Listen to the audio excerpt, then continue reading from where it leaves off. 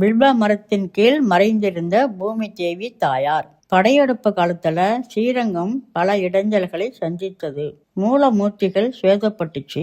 உற்சவ மூர்த்திகளை திருடி போனாங்க. சில சிலைகள் உள்ளூர் பக்தர்களால் மறைச்சு பாதுகாத்தாங்க.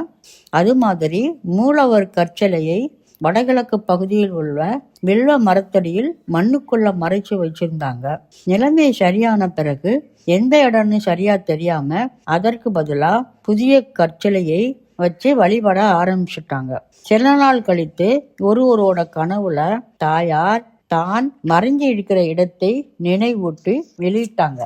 புதிய தாயார் ஸ்ரீதேவிக்கு பின்னாடி பூமிக்கு அடியிலிருந்து எடுத்த தாயார் வைத்தார்கள். இவர் பூமி தேவி தாயார்னு சொல்றாங்க. தாயார் மறைந்திருந்த அந்த வில்வ மரம் இன்னைக்கும் நாம பார்க்க முடியும். இந்த பக்கத்துல துளசி மாடமும் இருக்கு.